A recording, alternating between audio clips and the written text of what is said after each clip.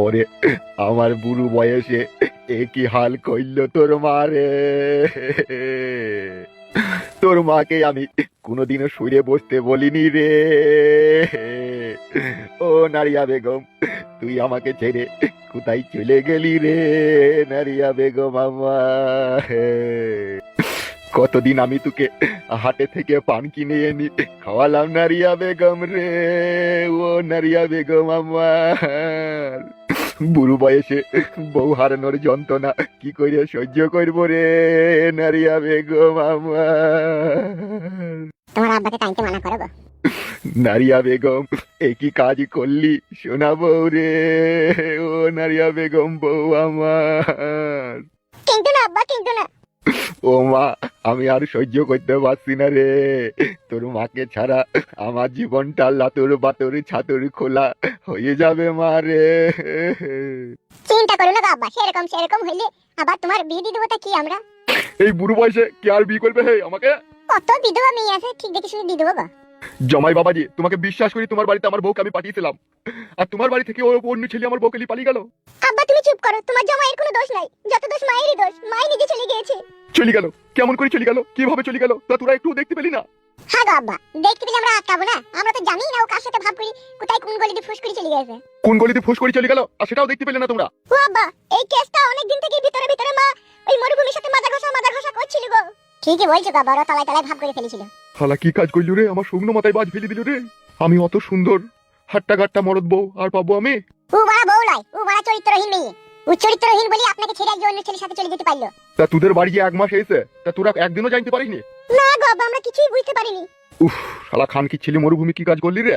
শালা বৈদ্য আমার ভালো বউকে নিয়ে পালিয়ে গেলি। আর ও জামাই বাবাজি, তোমাদের গ্রামে বিচারক কে আছে? এখন আমাদের গ্রামে এমএলএ আছে কালুয়া। চলো আমাকে এই পার্টি অফিসে নিয়ে চলো, আমি ওই এমএলএ কালুয়া সাহেবের কাছে একটু বিচার চাবো। বিচার চাই কি হবে? ওরা সব একই গোয়ালের মাল।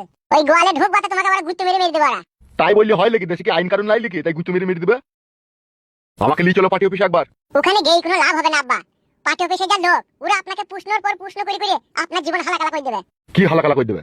ও বউ, তোমার আব্বাকে একটু বুঝিয়ে বলো গো, বুঝতে পারছি না। তোমাকে নিয়ে যেতে বলছি, তুমি নিয়ে যাও। তাহলে চলো, এসো। ঠিক আছে চলো।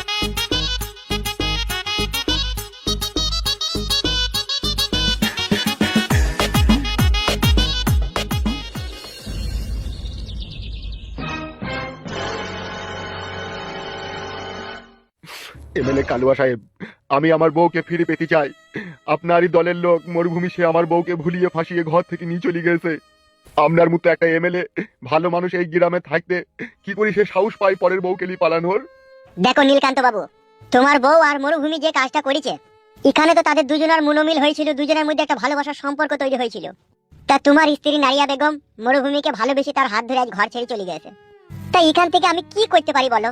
এ কি কথা বলছেন আপনি? আপনি তো এমএলএ। আমি এমএলএ, আমি ঠিকই, কিন্তু আমি গরিব অসহায় দুঃখী মানুষের জন্য এই প্রেম ভালোবাসা করে ঘর থেকে পালাবে, অবৈধ সম্পর্ক তৈরি করবে, এর জন্য কি আমি দায়ী হব? আপনি এইটা বলুন, আপনার নিজের লোক তাই আপনি বিচার করবেন না। নীলকান্ত বাবু, এটা আপনি সম্পূর্ণ ভুল কথা বললেন। কে ওকে বুঝাবে বলে কোন? আমি বলছি, দাঁড়ান। শুনেন নীলকান্ত বাবু, নিজের ঘরের বউ কখন ঘর থেকে পালাই জানেন? যখন সে মেয়েটা ভেবে নেয় যে আমার স্বামীর হেতিরে আর কোনো পাওয়ার নাই, ওই হেতিরে আর কাজ হচ্ছে না, তখন সে ঘর থেকে পালাইতে বাধ্য হয়।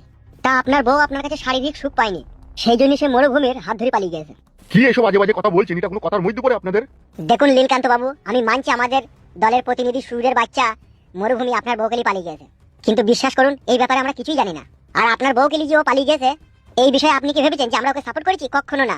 ও শালা যেই দিনকে এখানে আইবে সেই দিনকে ওকে আদা থেতলানো করে থেতলাবো আমরা। তা আমার বউটাকে ফিরিয়ে দেওয়ার ব্যবস্থা করেন। শ্বশুর আব্বা গো, আগেই তোমাকে বলেছিলাম এরা সব আমে দুধে মিশিয়ে গেছে। তুমি আত্মি হয়ে ওখানে গড়াগড়ি খেতে গেও না। তুমি আমার কথা শুনলা না, চলে এলা। তুমি মনে করলা এমএলএ কালু সাহেব তোমার বউকে ফিরিয়ে দেবে। এরা কখনোই দেবে না গো আব্বা। এ ফুটো, মাইন্ড ইউর ল্যাঙ্গুয়েজ। কি মাইন্ড ইউর ল্যাঙ্গুয়েজ? সত্যি কথার কোনো মূল্য নাই নাকি আপনাদের কাছে?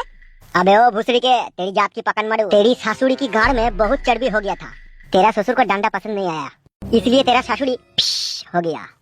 इसलिए हम लोगों को क्या कसूर है, क्या गलती है? जब घर का माल घर में ठीक ठाक इस्तेमाल नहीं होता है तो वो लड़की उस टाइम क्या सोचता है कि कोई मुझे इस्तेमाल करने वाला लड़का चाहिए।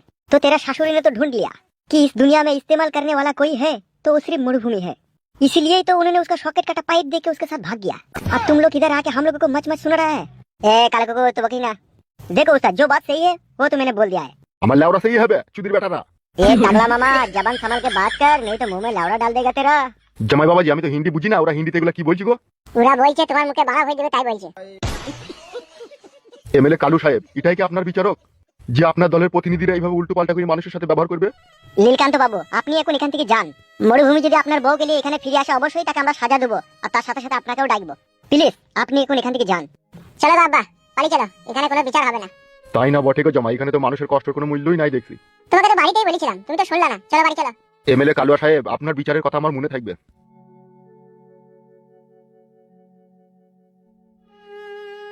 এমএলএ কালু ভাই, এইভাবে যদি সমাজে একটার পর একটা আপনার শত্রু তৈরি হতে থাকে তাহলে আমরা গদি তো আর বেশি দিন থাকবে না মনে হচ্ছে। কি আর করবো বল, শালা সুরের বাচ্চা যে তলায় তলায় এরকম কাজ করবে আমি তো ভাবতেই পারিনি। ওকে কিন্তু ভুলি ভালি এখানে ডাকা হোক, দেখি ওকে আড়াই টেঙ্গে উদ্দেশ্য চালানো হোক। ঠিকই বলছে বড় ভাইজান, আজকে ও যদি এরকম কাজ না করতো আজকে আপনাকে অপমান শুনতে হইতো। মরুভূমির যে কপালে কি কষ্ট আছে সেটা আমি বুঝতে পারছি, বুঝলেন বড় ভাইজান। সুরের বাচ্চাকে ভুলিয়ে ফাঁসিয়ে এইখানে ডাকবো, দিয়ে 1 কেজি শুকনো মরিচের গুঁড়োকে গরম পানিতে গুলবো, দিয়ে ওকে আড়াই টাঙাবো, দিয়ে পুটকিতে ঢেলে দেবো। ওই রকম শাস্তি দিলেও শাস্তি কম হয়ে যাবে।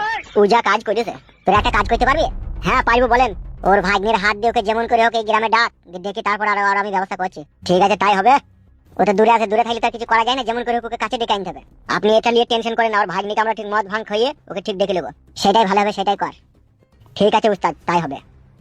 হ্যালো মামা। হ্যাঁ ভাগ্নে বল। মামা একটা খারাপ খবর আছে। কি হয়েছে কি রে? ওই যে মেয়েটাকে নিয়ে পালিয়ে যাওনি মামিকে, ওই মামির স্বামী এসে পার্টি অফিসে। হোয়াট? কি বলছিস কি তুই এসব? हम जो कुछ भी बोलता है ना झूठ नहीं बोलता है मामा, सब सही बोलता है। দাই গুদ মারানি ছোড়া, বাংলায় বলতো। বলছি যেই মেয়েটাকে নিয়ে পালিয়ে গেছে ওর স্বামী পার্টি অফিসে এসে এদিকে কালু ভাইয়ের কাছে বিচার চাইছি। তাই নাকি? মিছু করি না সত্যি করে? সত্যি করে গো মামা। কি হয়েছে কি গো? এই কালু কি বলছিল কি? कालू एमएलए साहब ने बोला कि देखो तुम्हारा पति किसको साथ गया है किसको साथ नहीं गया है ये मेरे को मालूम नहीं है, ठीक है। ই কি বে, বাংলায় বলবে? এমএলএ সাহেব বলছে যে তোমার বউ কার সাথে গেছে কি না গেছে এসব আমি জানিও নি আর এসব আমি দেখেও নি। তারপর কি বললো? তখন ওই নারিয়া বেগমের স্বামী তখন বলছে যে আপনার দলের লোক আমার বউকে নিয়ে গেছে, আপনাকে এনে দিতে হবে যেমন করেই হোক। আমি আমার বউকে ছাড়া বাঁচতে পারবো না, আমার বই আমার জীবনের সবকিছু। শালাকে জুতি করে মারতে পারিনি? তুমি তো মুখে বল দিচ্ছি গো মামা, সেই লোকটা যা কাঁদছিল আমারই মায়া লাগছিল। কি? কিছু লাই কিছু লাই। কি হয়েছে কি গো? মামি না কে গো মামা? হ্যাঁ রে হ্যাঁ, তোর মামি। কই একবার দাও একটু কথা বলি। পরে বলবি পরে বলবি। বেশ ঠিক আছে, এখন রাখ, আবার কোনো খবর এলে আমাকে ফোন করবি। বেশ ঠিক আছে। আমি শুনেছি গাঁড়ের গন্ধ তো ভূত পালায়, ই তো গাঁড়ের গন্ধ তো ভূত দৈরি চলে আসছে। কি হয়েছে কি বলবে তো নাকি? তোমার স্বামী খুঁজতে এসেছে। শালা কত বড় ছোট লোক, হ্যাঁ? শালা ঘরে থেকে বউ পালিয়ে গেছে, বইয়ের উপরে ঘৃণা করি বউকে ভুলি যাবে নাকি আবার বউকে খুঁজতে এসে। ওগো তুমি এত ভয় করছো কেন গো? সে খুঁজলো আর না খুঁজলো তাতে আমার কি? আমরা তো আর না বালক নই, আমরা শাবালক। তুমি আমার স্বামী আমি তোমার বউ, কে খুঁজলো আর কে খুঁজি মইলো তাতে আমার কোনো এসে যায় না। তুমি আমার স্বামী আমারই থাকবে। উড়ি আমার ময়না পাখি রে। স্বামীর ঘর ছেড়ে যখন একবার পালিয়ে আইছি আর কখনো কোনোদিনও ওই স্বামীর কাছে আমি ফিরে যাব না। আমি তোমারই আছি তোমারই থাকবো। ওরে আমার জান পাখি রে। কখনো কোনোদিনও আমি তোমায় ছেড়ে যাব না মরুভূমি, আমি তোমার কাছে এইভাবে সারা জীবন তোমার বুকে মাথা রেখে থাকবো। ওরে আমার চুলুবুলু পাখি রে। যতই আমার স্বামী খুঁজুক তাও আমি যাব না। ও আমার ডিম পাড়া গাবিন মুরগি গো, জান আমার। তোমাকে আমি খুব ভালোবাসি। ওরে আমার খাট ভাঙার যন্ত্র রে। আমি তোমার ছেলের মা হয়ে তোমার কাছেই সারা জীবন থাকবো। ওরে আমার নারিয়া বেগম অন্ধকারের হেরিকল রে। কোথাও যাব না তোমাকে ছেড়ে। যেতে হবে না জান আমার, তুমি আমার বুকে মাথা রেখে এইভাবেই সারা জীবন থাকো। আহারে লোকটা চেহারাটা একবারে মলিন হয়ে গেল। তাই না বটে লো, লোকটার মুখ পানে তাকানো গেছি না। তোর মায়ের কোনো কাণ্ড জ্ঞান নাই লো। আমরা এখন কি করব বলেন কাকিমা? আমরা কি চাইছি যে বাবাকে ছেড়ে মা পালাক?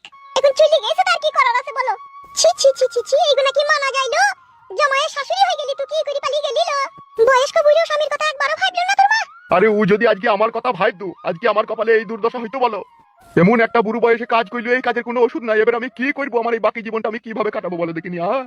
নীলকান্ত ভাই, আমি বলি কি সে যখন তোমার কথা চিন্তা ভাবনা করেনি পরের সাথে পালিয়ে গেছে, তুমিও একটা বিয়ে করলাও।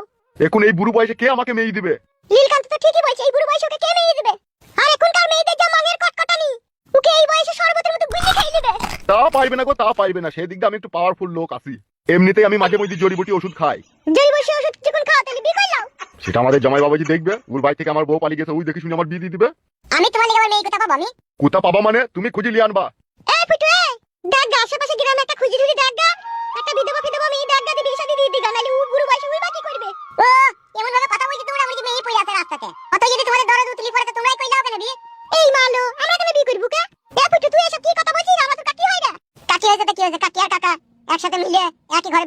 কি হবে? কেলা তুই ছেলে তোর মুখে মারবি ঝাটার বাড়ি। ছি ছি ছি, মানুষকে ভালো কথা বলতে আসাও দোষ। এ চলো চাপাইছো, সে কথাতে বলে ঘর কেন কাটতে ইরা এই যায়। এটা এরকমই হবে চাপাইছো। তাই না বটে লো, চাপালি আয়।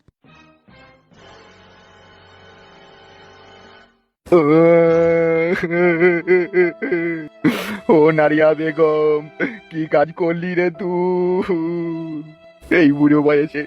এখন আমার কি হবে রে নারিয়া বেগম আমার? ও আব্বা, তুমি ছাপার মতো এরকম কাঁদছো কেন গো? তুমি তো এমএলএর কাছে গিয়েছিলে, তাকে তো বলেছো তারা ঠিক একটা ব্যবস্থা করবে। ওরা কিছু ব্যবস্থা করতে পারবে না, ওরা যা বলার বলে দিয়েছে। ওরা বলিস আমরা এই দায়িত্বতে নাই। ছি, বড় ভালো লাগে রে এইসব। কি কি বলে জামাই তুমি? অত খবিচুদা লোক কেন গো শ্বশুর আব্বা তুমি? বউ পালিয়ে গেছে, তার জন্য এত কেন হাই পড়ছে না, তার জন্য এত কেন কান্না কান্নি? ধৈর্য রাখো, ধৈর্য রাখো।